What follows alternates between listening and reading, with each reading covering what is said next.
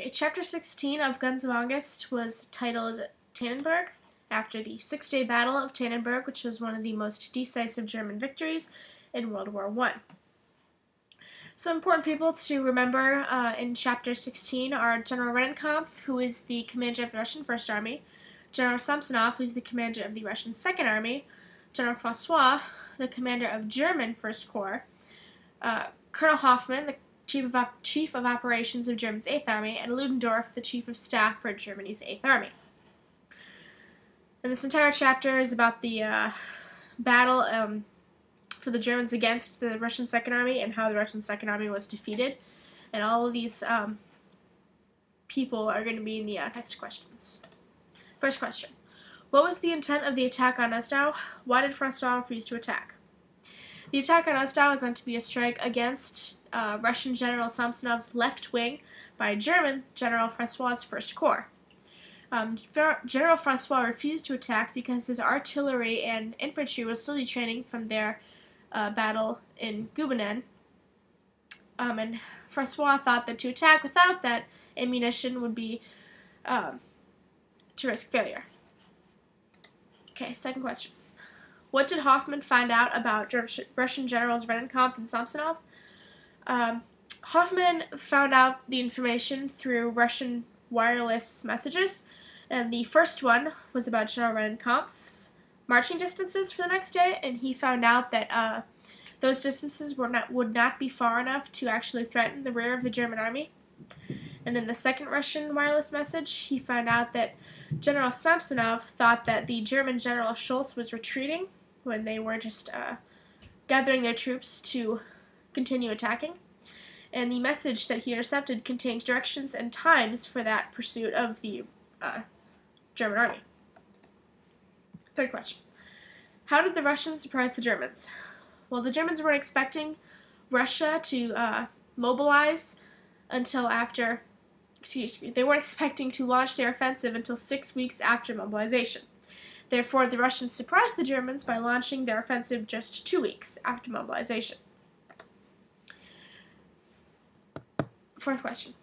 What happened on the night of August 25th while Ludendorff was issuing his orders?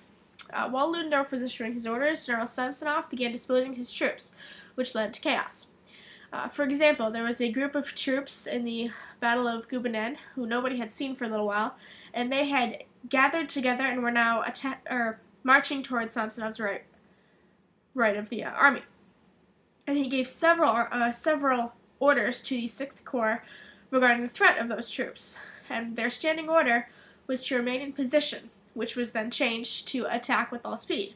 And then at the last minute it was changed again to the original order, but by then the Sixth Corps was already on the march.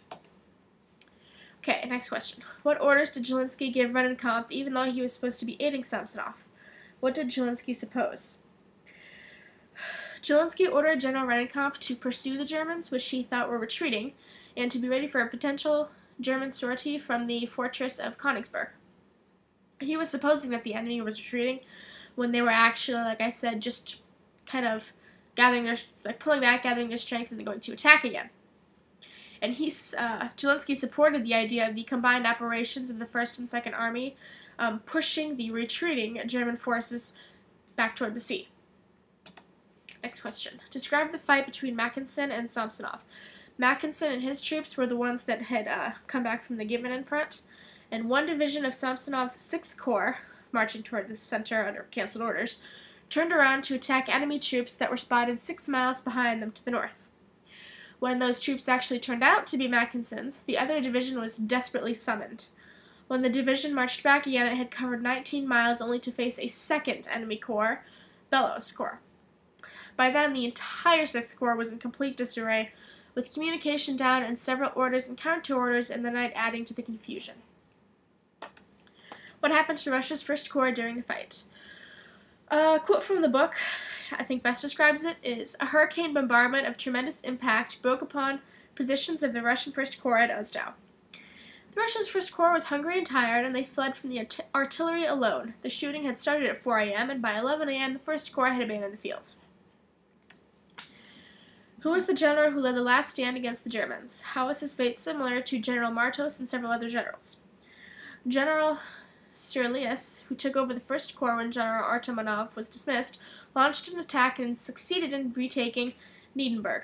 However, this victory was too late and couldn't be sustained.